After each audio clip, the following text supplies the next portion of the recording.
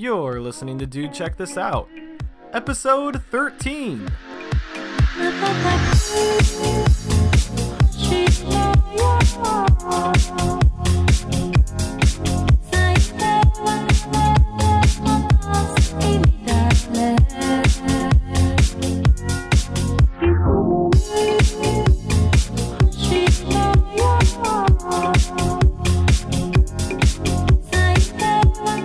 Hello everybody and welcome to Dude Check This Out, the only podcast on the internet that I'm on. It's me. I guess you could also say it's the only one I'm on as well. It's you. It's me. It's also me. Yeah. Me being Noah. Yeah, that's Noah. I'm Kevin. Yeah. Welcome to the podcast. This is where Noah and I give each other stuff to check out because there's a lot of stuff out there. So much stuff. And we're cool dudes. We like sharing stuff with each other. Yeah. There's more to it, but that's about the gist. That's about it. That's all you really need to know. Yeah. Cool. So, Noah, how you been? What do you Been want to alright. tell the world, the podcasting world? You have any news or exciting moments you'd like to share? Great. Been hanging out. I don't know. I'm doing some fun volunteer camera op at a church I go to, which is fine. My girlfriend Jordan, if you're listening, you're probably not listening to this episode because it's not something you're interested in. Really, I think she's only listened to Devilman Crybaby and Hotline Miami.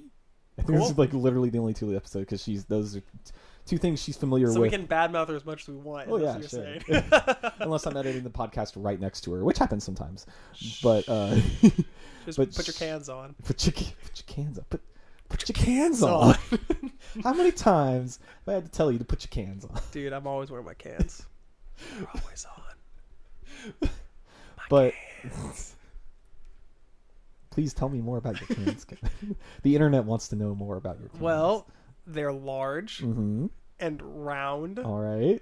and they feel good to wear Okay. and to hold, especially To around have your and ears. to hold. Yes, I'm proposing to my cans. Cans. That's right. Yeah. Yeah. Well, So anyway.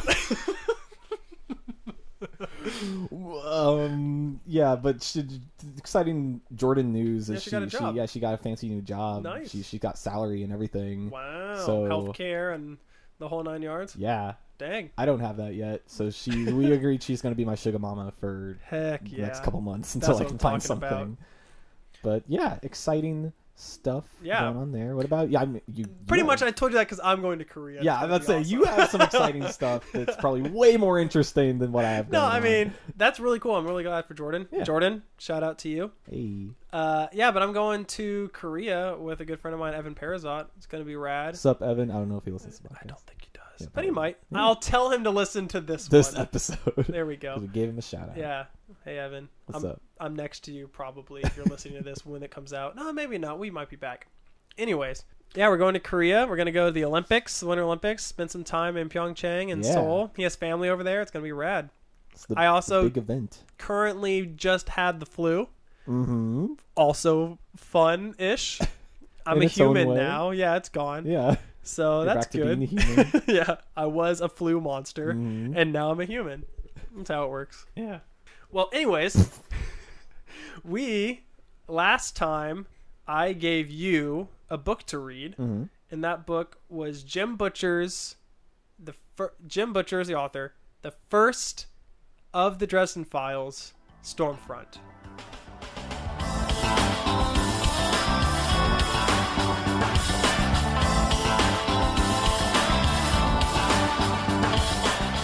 Pretty good. Yeah. Yeah, I've read all 15 of these.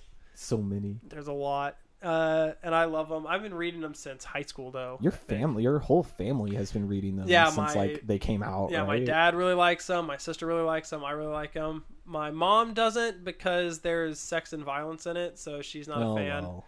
Yeah, and my little brother is almost old enough to start reading them.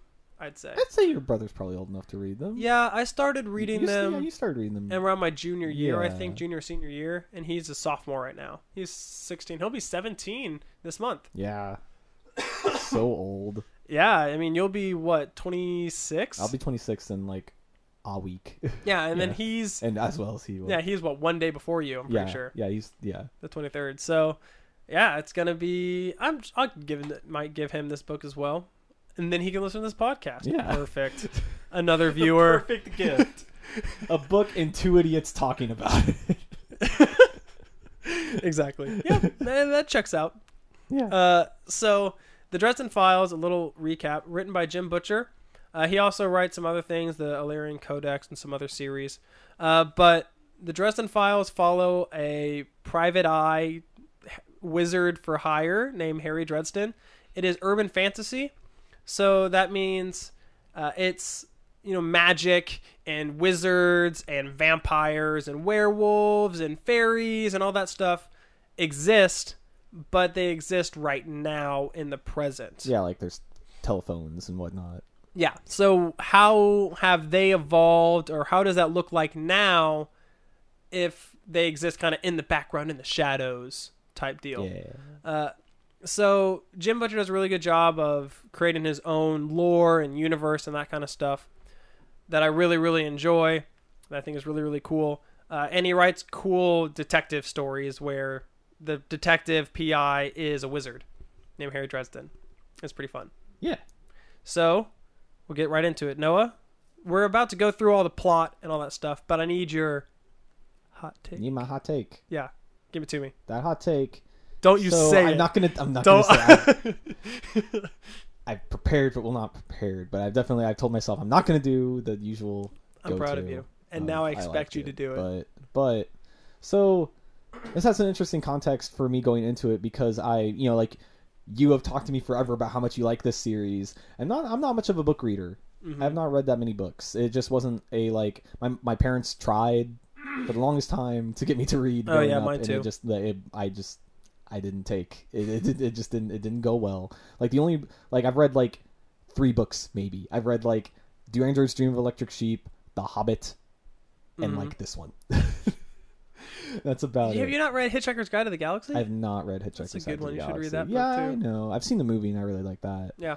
But yeah, I'd say like most of my literary experience comes from comics, because that's like my profession now. Yeah, that's what you do. But I haven't done a lot of book reading, and you have talked to me forever how much you like this series. Yeah, I mean, I've been reading this since high school, and I'm pretty sure it was sometime in college that I was like, hey, you should really read this. Yeah. But I definitely haven't like really been pushing it on to you or anything like that, because I found that with almost anybody, the more you try to get them to do something, the more they don't want to do it. So this is perfect. I can force you to do things. Yeah. So I did. People love to check things out when you yell at them on the internet or in person, especially in person. That's a large reason why I don't like Doctor Who, but we'll get into that later. But I'm glad we don't have a huge listener base, because I probably get a lot of Twitter DMs, a little hate about that. Oh, the good Whovians, man. They're a nice people. Sure. There are nice people. Except when they're yelling at me how I haven't seen it, and that makes me want to not see it. It is more. your fault, and you are wrong. Yeah, no, I'm a terrible person. You for are. Not having watched the TV show. It's the worst. It does make you, like, on a visceral level, a worse person. Yeah.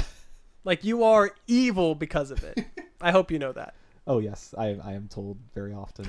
But Stormfront. So it like urban fantasy, right? Mm-hmm. I'd say like one of my favorite examples of this I've experienced before was there's an HBO movie called To Cast a Deadly Spell, which I should probably recommend to you on a later episode because it's really cool.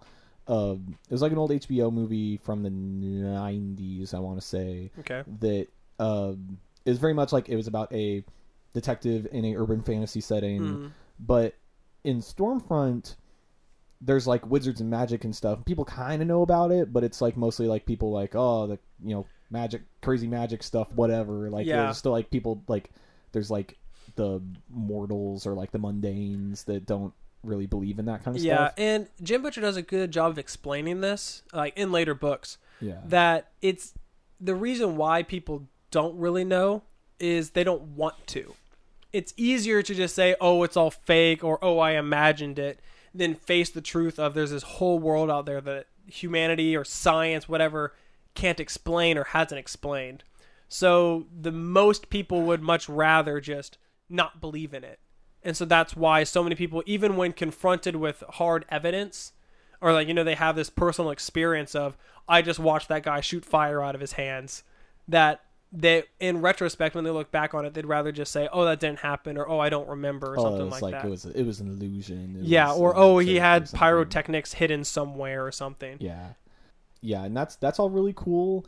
In To Cast a Deadly Spell, it's like the urban fantasy, the magic, everyone just like knows about it. Like magic is just like a fact of life. Like the scene, like the movie opens with like the detective guy and he's like lighting a cigarette by like casting a little fire spell on his thumb. Yeah. And like that's cool. But I really like the kind of different take on urban fantasy that this has, of like it all being a secret and kind of like the underground, like the White Council and all that. Yeah. It was really cool. And yeah, it was I like hard-boiled kind of detective fiction a lot. I like that in my comics, especially a lot. Ed Brubaker's Criminal series and all that. And it was really cool to read a novel about it, because I don't do that often. So yeah, I enjoyed it. All right, cool. I'm glad you liked it. So what the plan is we're going to go through the plot of the whole book. We'll just kind of go not chapter by chapter, but kind of idea by idea, like, scene by scene kind of deal. And we'll go through it, and then as we go, when we hit a new character, we'll kind of stop and talk about them. Or if we hit a really cool moment that one of us really liked, we'll kind of stop and talk about that. And we'll just kind of go through the whole book that way, through the twists and turns and all this stuff as we go. Sweet, let's do it.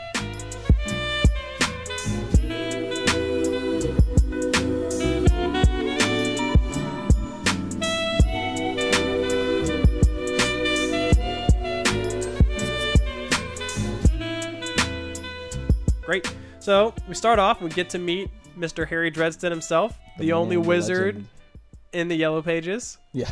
So he's in the book. Yeah, he's in the book. So both.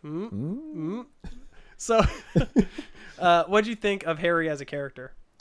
He has a lot of layers, I guess you could say. Like he's definitely that like kind of stereotypical like hard-boiled detective man. Yeah. Especially at first, like he's like a little rude, a little like he still cares about like his job and stuff, but he's like he cares a lot about like getting clients and cases, because he's got like his office apartment rented out, and he needs rent to desperately needs rent to keep keep it afloat. But he's also like really funny. He's really I like all the jokes he cracks and stuff.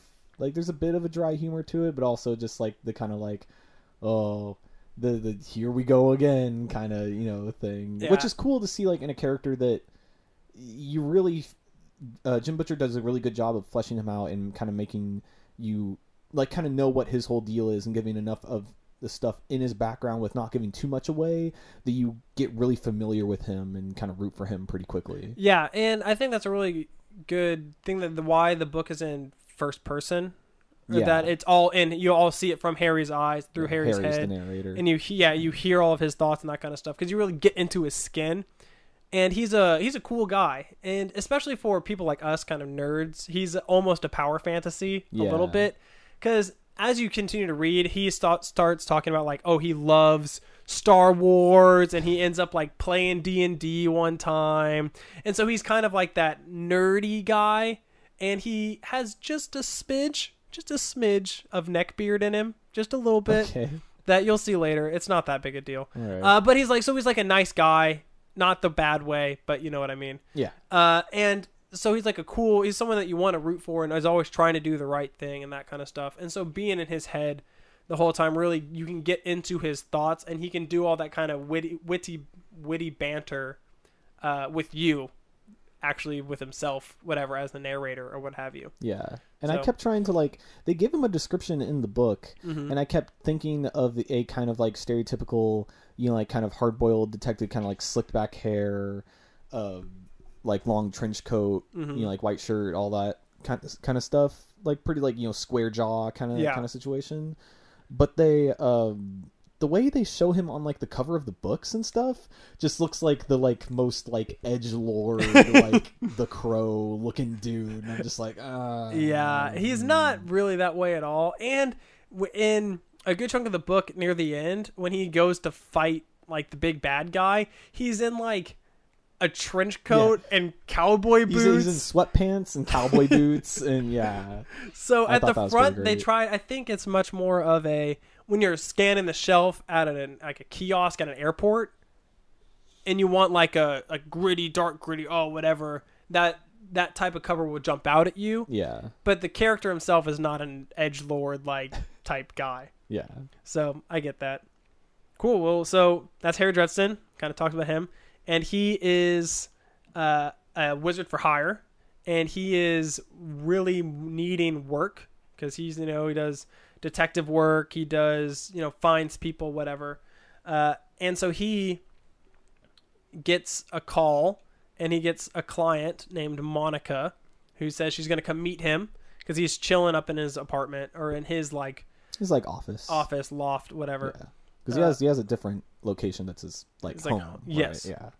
So he's up there, and then after he gets that call, he gets a call from Murphy, or Karen Murphy, who is Chicago's, because he's in Chicago. Chicago's the city this takes place in. She's Chicago's Special Investigations Lieutenant. So she's in charge of the Special Investigations, I guess, what's the word I'm looking for? Like division. Thank you. Of the police department. Of the police department. And that's pretty much when the police look at it and go, oh, that's kind of weird. I have no idea what did that. They get called in.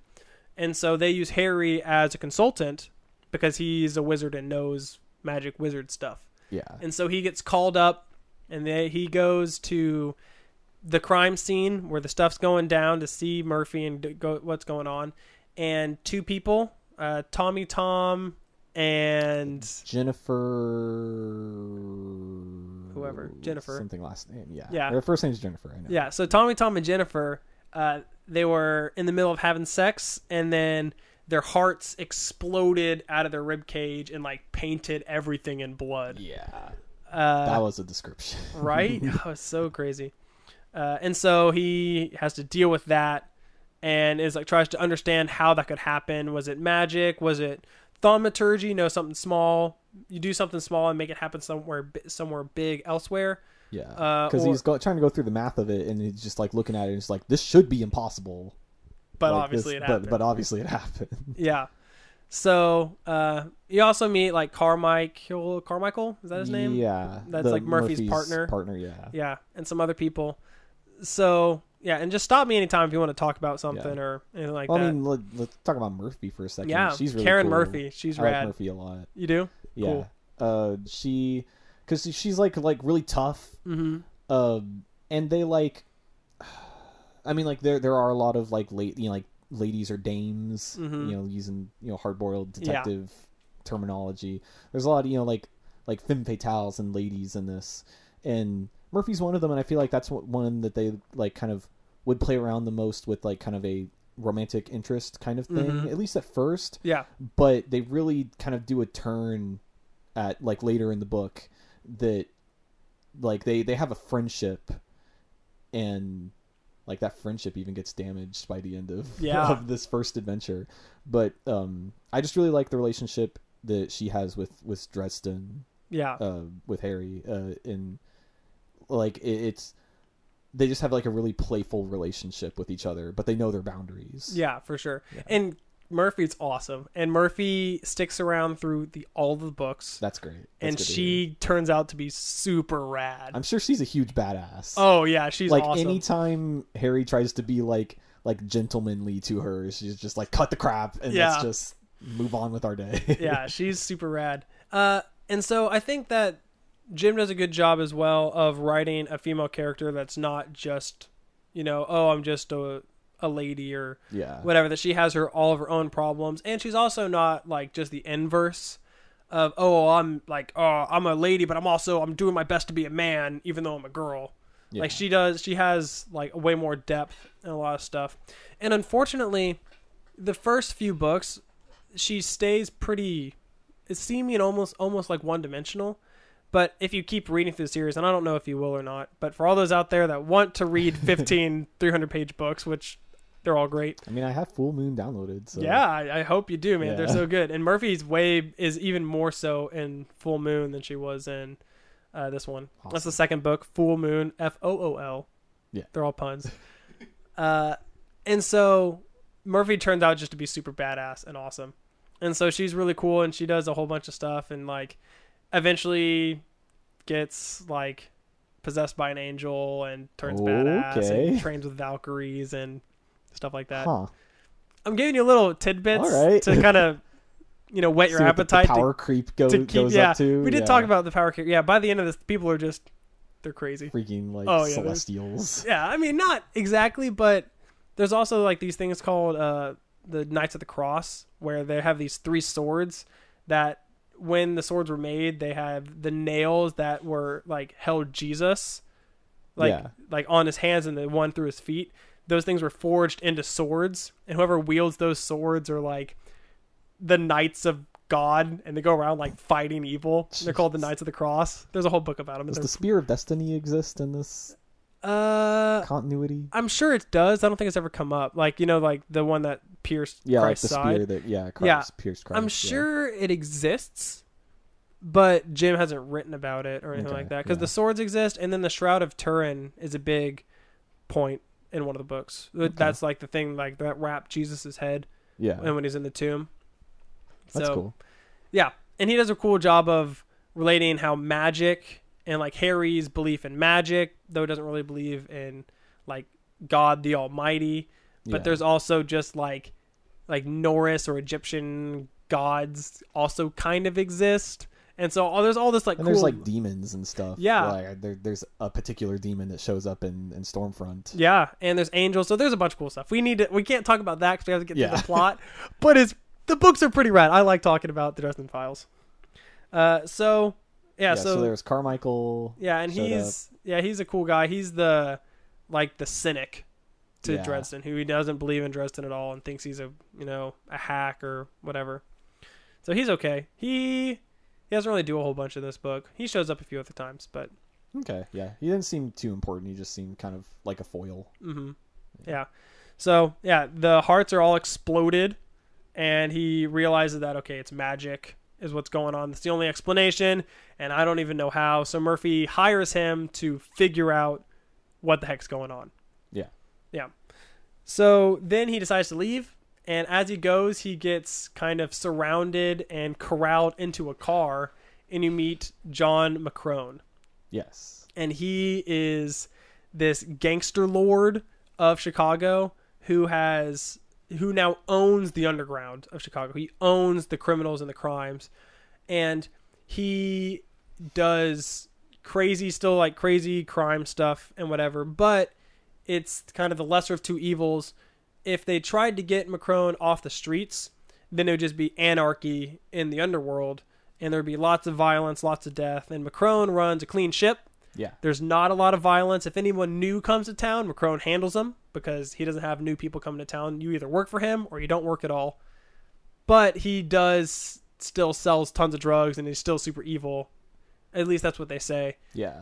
It kind of reminds me, it's a dumb analogy, but it kind of reminds me of the Rogues from The Flash in DC Comics, in that like he has like they're bad guys. They he does crime and whatnot, but they have a specific set of rules, and they care a lot about their city. Yeah. So like anyone stepping in on their turf, they'll fight handle them. But like at the end of the day, they're still robbing banks and stuff.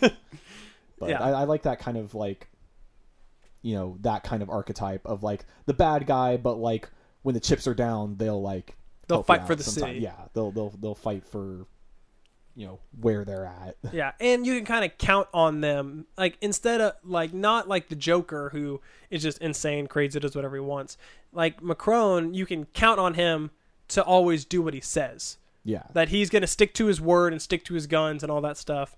They're just going to be. He's a businessman. Yeah, in the evil kind. Yeah. So he's super rad. I like McCrone a lot. He shows up throughout the books. Oh yeah, he's so cool. I like McCrone. Yeah. So, and McCrone tries to get Dresden to not get involved because Tommy Tom was one of his guys. And so he's like, I'm going to find these out on my terms. Just like, here's a bunch of money. Just take some time off. But Dresden's too rooted and good. And he's like, I can't do that, man. Like, I've been hired to do the thing and find the bad guys, and that's what I'm going to do. And so McCrone's like, okay, turn a blind eye to this. Yeah.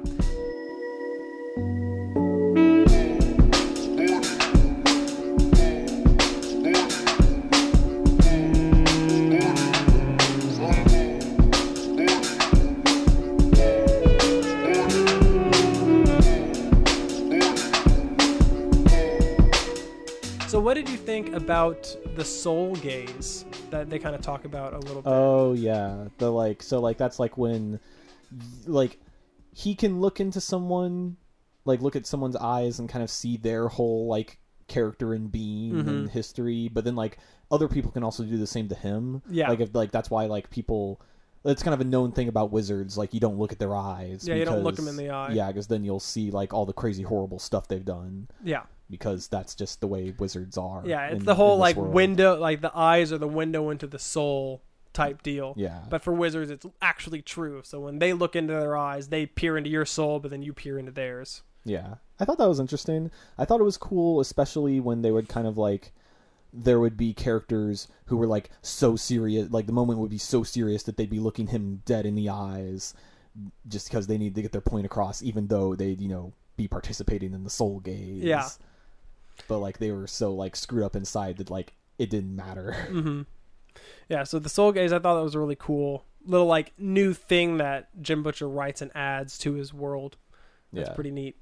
So Harry ends up going back and meeting Monica at his apartment or at his office, and Monica hires him to find her husband Victor because he was getting all magic-y and stuff, and then he disappeared. And so Harry goes, okay, I'm on the case because I need the money, and she paid a lot up front. So Harry now has 2 cases. He has the case of the exploding hearts and who's doing that, and where is Victor's cells. And so Harry goes on the hunt. And by goes on the hunt, I mean he goes to get food. Oh yeah, he goes to the bar, right? Yeah, he goes to the bar and goes to Mac's bar. Yeah, Mac's bar. Yeah, McAnally, I think is what his actual name is. Yeah. But and it's like a dive bar for like wizardy types, right? Yeah. So Mac's super cool and shows up a whole bunch. So did you think much about him, or did you not really? I mean, there wasn't a ton on him, at least in this book. Just that like he, keeps the bar and he's seen a lot. He's been there forever. All the like people in the magic community come to the bar just to like hang out and sometimes seek sanctuary. Yeah. He's a man of few words. Mm-hmm. He'll just kind of grunt stuff at people most of the time. Yeah. But he seems cool. Yeah. I think that he adds a lot to the kind of hard-boiled noir type deal, right? There's always that one guy that doesn't talk a lot or what have you. Yeah. So he goes there, and then him and Dresden kind of talk about the 3-eye drug, the new drug that's sweeping through Chicago and everything. I thought that was really cool. I always like a good like kind of drug side plot in crime stories. Yeah, whatever the new crazy drug fascination is. And the 3-eye is supposed to give people like the wizard's sight, is what it's supposed to do. And that you take it, and then you can see as wizards see in like the true sight. Open your 3rd eye kind of deal, which lets you see the world in more of instead of a physical sense, more of like a spiritual sense or something like that. See into the astral plane beyond the physical world. There's a lot of stuff that's done that. They, like you've seen Adventure Time. There's an episode with Ice King and his wizard eyes, and there's also a pretty good run of Doctor Strange comics by Jason Aaron, where like that deals a lot with like seeing into the next realm and seeing like all the crazy like monsters and demons that just kind of inhabit our world without people knowing. And so that's the new craze, and Harry's like, I don't believe it, that's a bunch of hogwash, whatever. And then he is confronted by Susan Rodriguez, who is this super hot writer journalist for The Arcane, which is kind of like, I don't know, like the National Enquirer, like National I guess, Enquirer kind of thing, but for magic-y stuff. Yeah, I kind of took it as like like if Lois Lane were writing for like the National Enquirer, basically. Yep, pretty much. That's a really good analogy. Yeah. For Susan Rodriguez. Yeah. So she's super cool, and she is Harry's, I guess, at that moment or at this book, like at this moment in time, his kind of love interest. Yeah. Type deal. That's definitely the character they play around with the most, with like sexy innuendos and stuff like that. Yeah, she's willing to do anything to get a story, use any her like her feminine charm, anything to get to the root of it all. Yeah. And so she ends up trying to pry into his work with the people's hearts exploding. He won't give in, and then they end up planning a date for later that week. Yeah, mostly on her terms. It was mostly Harry just going, what? Yeah, so pretty cool. She's rad. Yeah. Susan's pretty cool. She shows up a whole bunch too, and she's awesome. Okay. It seems like their encounter in this book was pretty traumatizing, but that's good to hear that she comes back. Yeah, we'll get to that. So then Harry goes, so now that he's eaten food, he's like, okay, it's time to go and do some work. So he goes out to Victor's lake house that Monica tells him about, and he goes out there to figure out to see what he can find out. He finds a little canister of camera stuff, of like film can. And then he also gets Toot Toot, his fairy friend. Freaking Toot Toot. He traps him and then gets him to give him information, which is a cool scene. I like that scene of him capturing Toot and all that fun stuff.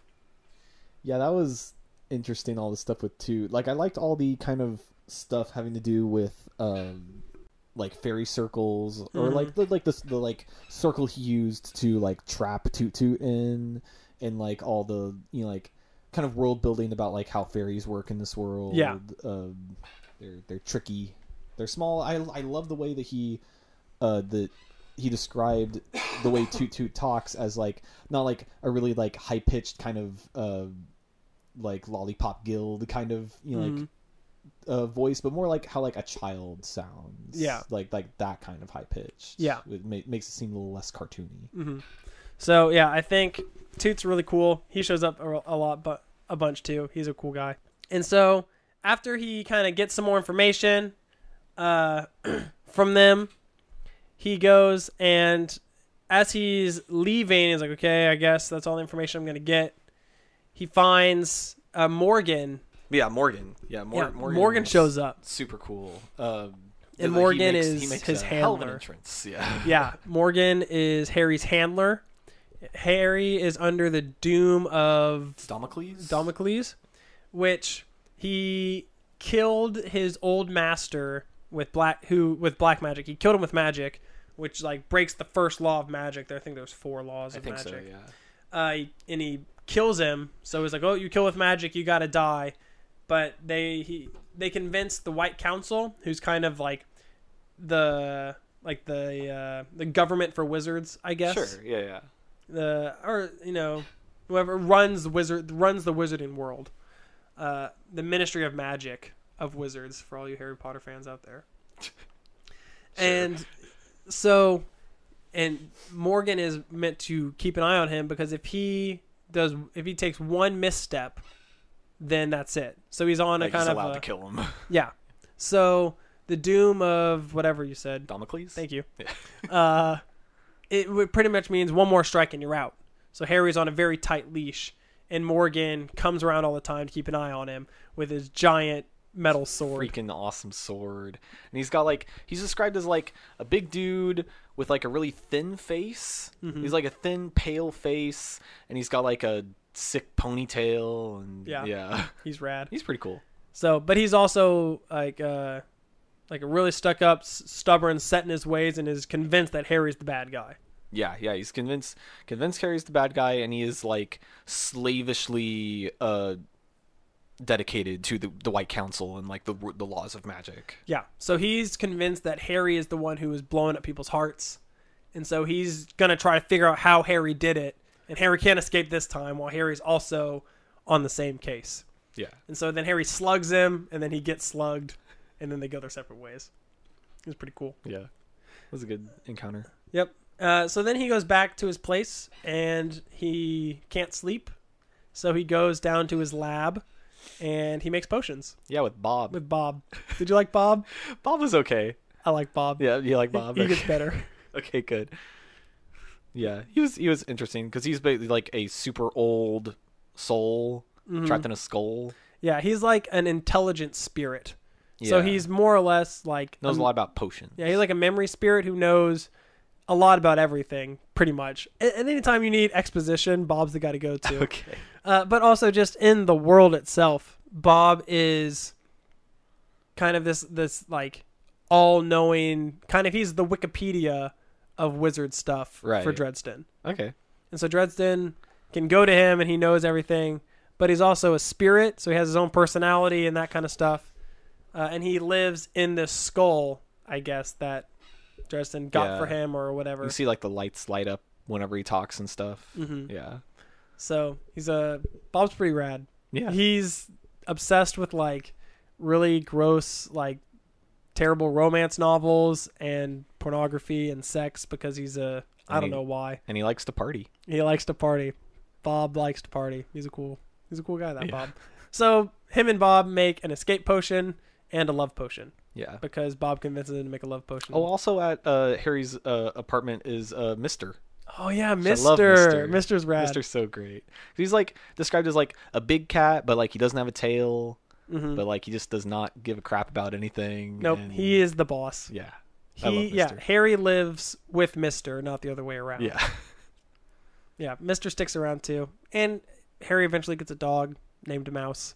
Okay. He's pretty cool. Mister and Mouse. Mm-hmm. Mouse and Mister. But I think that happens in like book 6 or 7. Oh, okay. So you're never going to That's see him for a long time. But Mouse is really rad too. Okay. He's cool. A lot of cool animal pet friends for pet Harry. friends. Nice.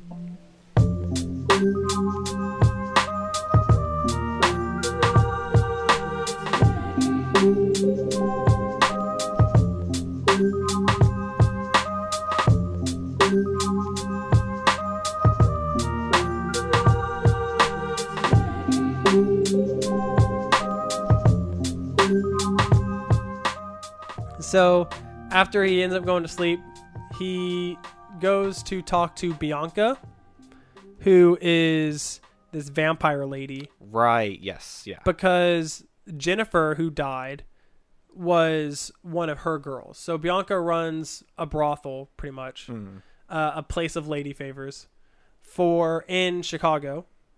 And all of her girls, go out and do a bunch of stuff with Macron's man or whoever. And she is a vampire. And so she runs this whole place. So Dresden goes to talk to her because he needs information. And that confrontation is pretty spectacular. It goes pretty poorly for everyone involved. Yeah.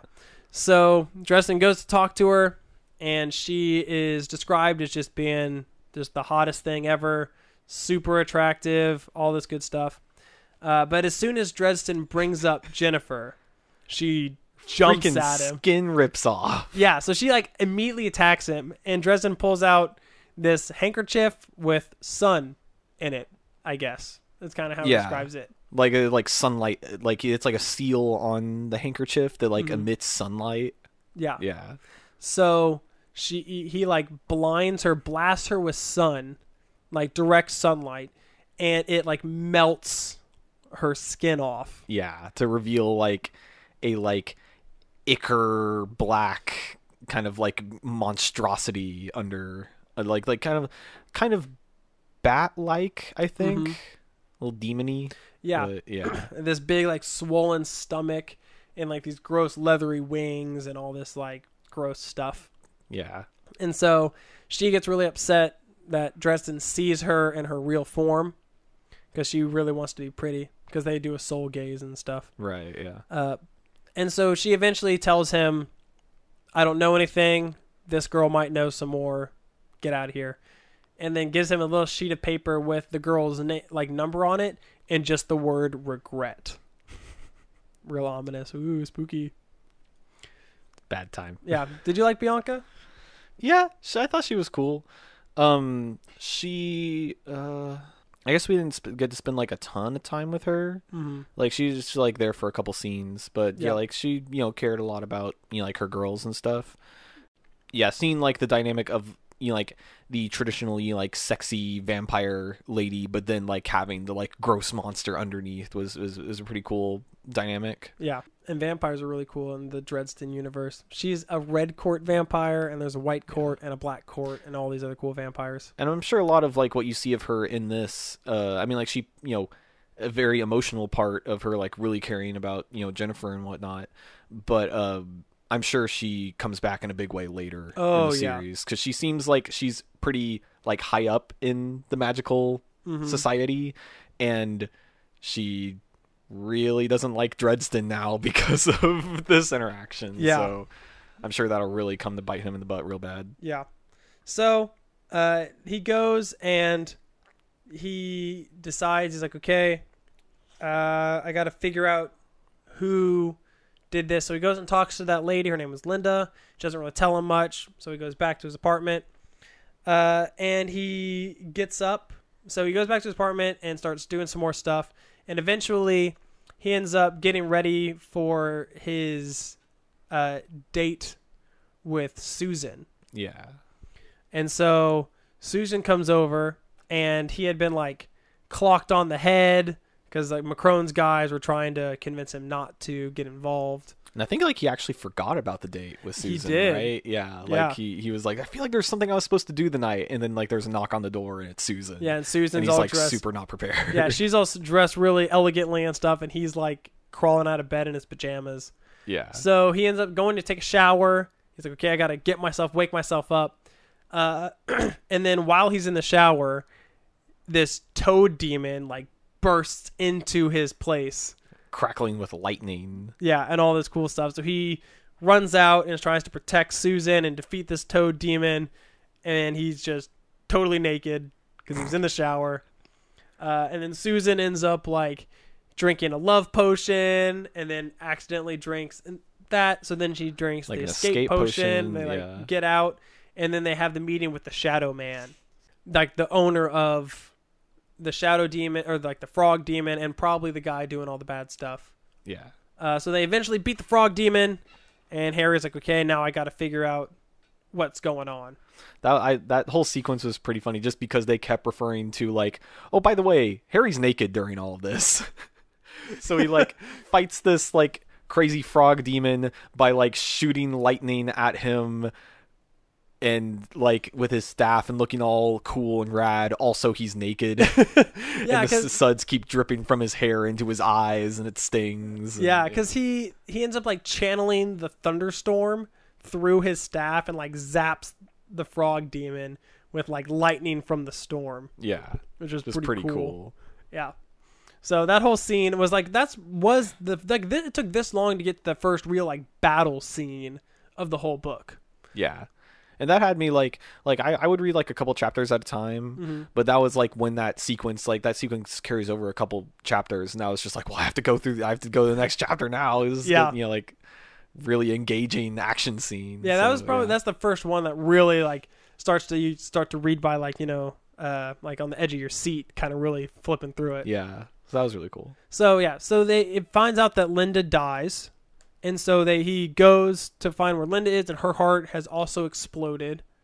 But Murphy finds Dresden's business card with her, because he had given it to her to call him if anything came up. So now he's on the suspect list, and Murphy doesn't trust him, but Dresden can't tell her anything because he doesn't want to endanger her, and all this trust issues and stuff going on. Yeah, and that was pretty painful to see with Murphy, because I really like Murphy. Yeah. And yeah, like they just got to a point where like they just couldn't trust each other anymore. Yeah. So it's pretty sad, and that is a huge theme throughout Dresden and Murphy. But I really like the relationship, and that kind of the struggle of Dresden being like, okay, you can't be prepared for the stuff that I'm dealing with. You're just a lady. Yeah. You like, not that you're not a badass lady, but even if you were a badass dude, like it doesn't matter who you are, you're not equipped to deal with this. Well, also like even not just the like magic versus mundane kind of sides of it, but also the like she's on the police force and she has a job to do while he's like a private investigator, and like he has a job to do, but he also can like wrap up enough of his kind of personal, you know, objectives into his work. Yeah. So it's pretty cool. I liked all that whole dichotomy that they had there. He ends up finding a lead at her place because he ends up going back there, and he finds someone picking up a camera with a camera, picking up little like trying to find a canister at that place. Jennifer. No, not Jennifer. At Linda's. Linda's place. And Dresden is able through that to connect that film canister to the one he found at Victor's lake house. Yeah.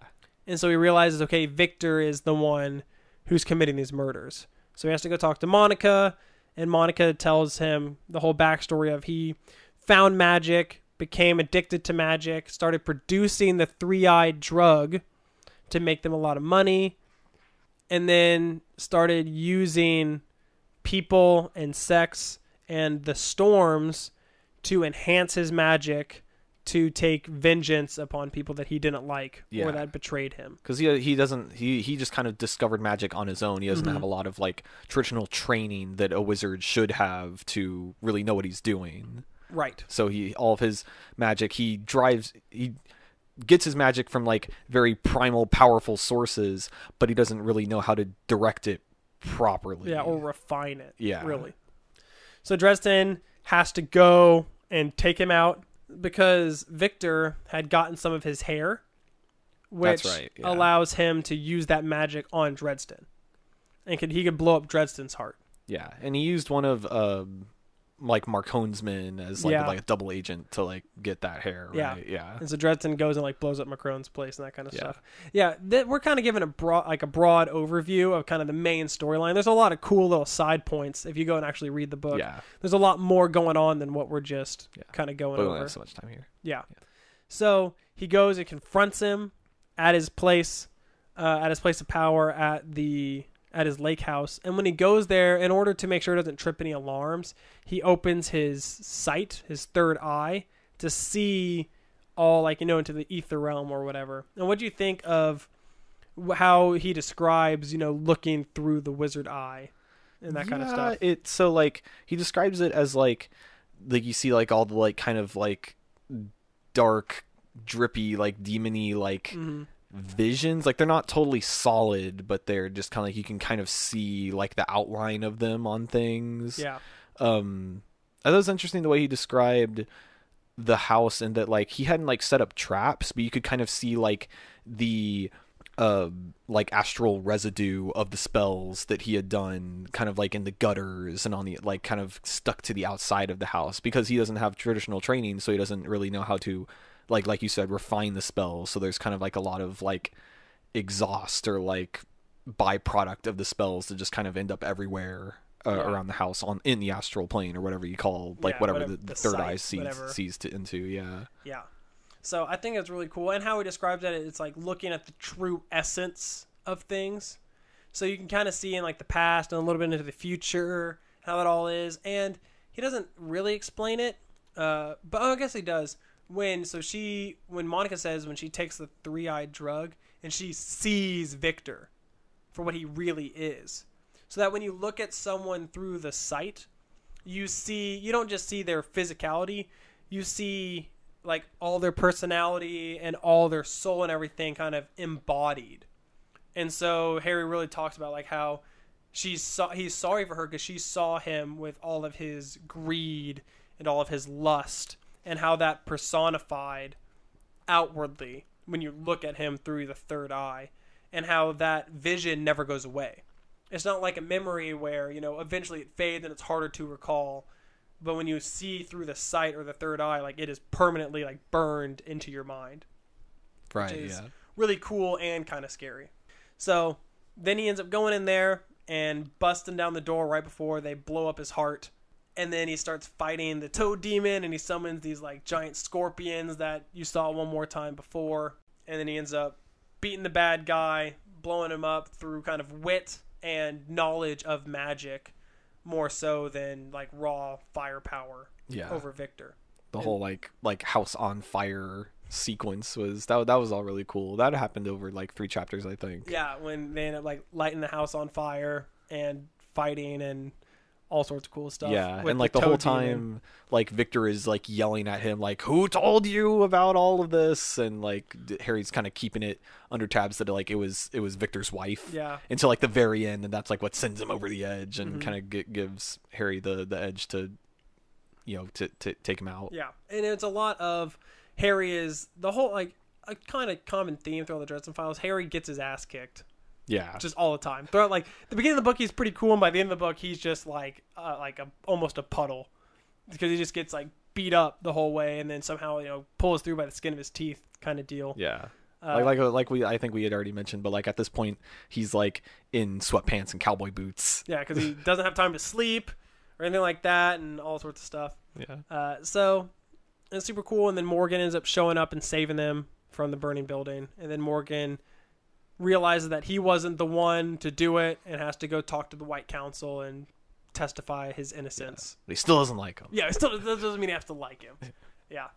And so at the end of the day, everything's saved. Murphy doesn't trust him as much, but, they caught the bad guy and everything's good. Yeah. All right, so that's Stormfront. Yeah, that's kind of it. You have any closing thoughts or any kind of big ideas you want to talk about the book as a whole, now that we've kind of gone through all the characters and the plot? Yeah, I mean, it was definitely like the first entry into a series. Jim Butcher sets up a lot of really cool stuff, really endears you to a lot of the characters pretty quickly. And yeah, there's just a lot of stuff that he sets up here that he doesn't go too deep into that I'm excited to see later in the series. Yeah, he does a really good job of creating this really intricate world while keeping the action and the mystery and the story up at the front. Yeah, like the part of like the story that you care about for like this particular story. Yeah. Yeah. And so I think it does a really good job, as well as like what you said, of dropping hints of like, oh, I killed my old master because he tried to kill me, and so I'm under this thing of the White Council. But it doesn't really explain all of Harry's backstory, or doesn't really explain who the White Council is. It leaves that for later books. And so as you read, once you've read all 15 books or whatever, you have a really, really, really good idea of his world and how everything works. But that doesn't ever take the front of the books. And each book is a fun and exciting read, where some high fantasy, like Lord of the Rings or what have you, like really go into kind of like boring detail of, oh, this is the world, these are the kings, blah, blah, blah, blah, blah. Where this one, you eventually will get that, but that's not the focus of each book. That's kind of in the background. So as you read, only what's important to you is what he gives. And so by the end of however many books, you understand why everything is the way it is. Yeah, and like by the time like you get to that stuff in later books, you're like, oh yeah, I remember that thing. And so you already have like enough context to like kind of care about it a little more by the time you get there. Yeah. So cool. I'm glad you liked it. Hopefully you'll keep reading them. I don't expect you to read all 15 anytime soon, but I'm at least going to read the next one. Nice. That's all I can ask. Yeah. All right, so rating time. Ratings. Okay, so between 1 to the hardest boiled Scooby-Doo. Where would you put The this? hardest boiled Scooby-Doo. Not like actually Say. hard boiled, not like you're boiling Scooby. Sure, but right. You know what I mean, right? Yeah. If you took Scooby-Doo Yeah. and you made it a hard boiled novel, from 1 to that, where would you put the Dresden Files? I had a tough time doing this one. It was either that or Wizards, between 1 to Wizards Rule Fool. Where would it be? That's, the Adventure Time thing? Yeah? I had a tough time coming up with a good one for this, so I went with Hard Boiled Scooby-Doo. Okay. That had to be a hard-boiled Scooby-Doo. Between 1 and that, I would say a pup named Humphrey Bogart. Does that work? It's pretty good. Well, there you go. I gotta put my stamp on it. I forgot. There you go. It's good. good. That's pretty good. Mhm. That's pretty good. There's the rating. That's pretty good. Yay. There's the crowd. Yet again. All right. Well, I'm glad you liked it. Yeah. That's a heck good rating. It's a very high rating. Yeah, For well, sure. obviously. For sure. Mhm.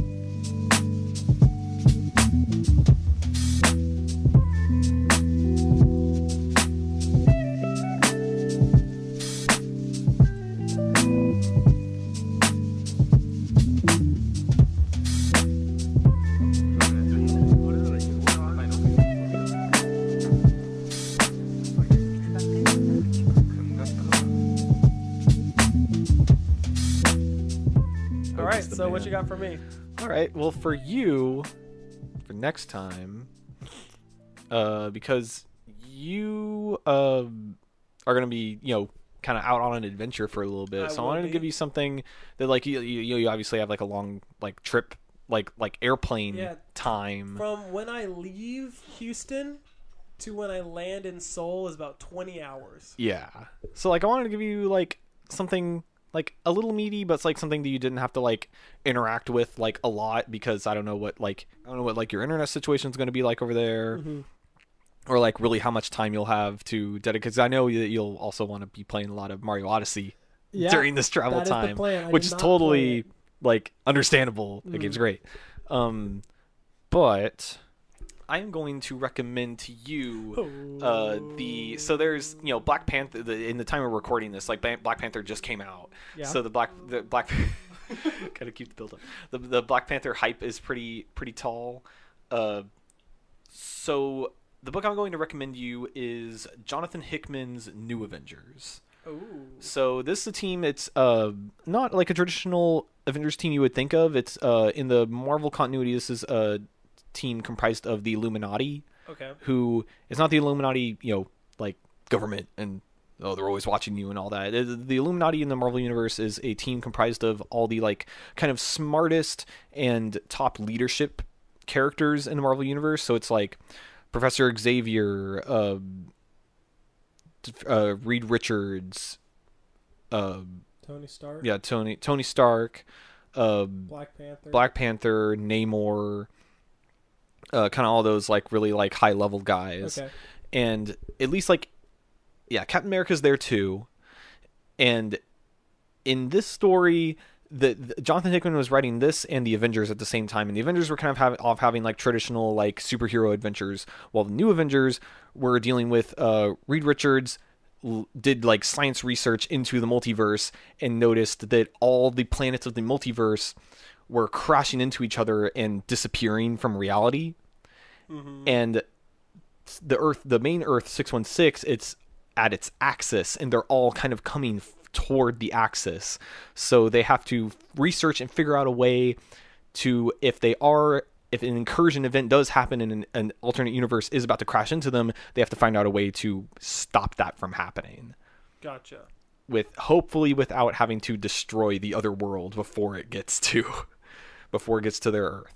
And this is leading up to Secret Wars. Yes, this 'Cause is you the kind of talked event. to me a little bit about that. Yeah, this is the event that preceded Secret Wars, which like you could say that Jonathan Hickman's kind of lead up to Secret Wars started like 5 years prior to Secret Wars coming out in his run on Fantastic Four. Okay. Because there's like his run on Fantastic Four that leads into Avengers and New Avengers, which like totally stand on their own, and like there's enough context from Reed talking about Fantastic Four stuff that you can understand pretty well. And the New Avengers, the climax of New Avengers at the very end leads into Secret Wars. Gotcha. So you can read Secret Wars if you want, because that's kind of like where like all this kind of leads up to, but there's so much cool stuff that happens in New Avengers that it's totally worth reading on its own. Okay. Well, I'm sure I'll really enjoy New Avengers, so I'll probably end up wanting to read Secret Wars. Cool. Yeah. And again, this is Jonathan Hickman's New Avengers, because there's like 5 other books called New Avengers. This is the one by Jonathan Hickman with the Illuminati as the team. So Cool. that specific one. Gotcha. Well, I'm stoked to read it. Yeah. I'm sure you have it on Comixology. Yeah. So I'll just give you Perfect. the So comics then version I of can that. read it on the plane Yeah. or on the train or in my brain. On a crane. I might get on a crane. Ski lifts are cranes, right? Yeah, ski lifts are cranes, but they're pretty plain. They're plane cranes. In the membranes. We need to stop. Okay, that's it. We're All done. right. Yep. Thanks for sticking with us. Thanks, everybody. I hope you liked the podcast. Yeah. Noah, you're a good-looking man. You as well, sir. Thank you. Yeah, I just got a haircut and straight razor shave for the first time in a while. My Looking- face is as smooth as my own bottom. Looking baby smooth over there. I have a baby's bottom, that's right. So smooth. That's it is. Smooth as my own baby bottom. Ease. We need to stop. We need to Okay, stop we're the done. episode. Thanks for hanging out with us. Bye. Thanks, guys. Bye.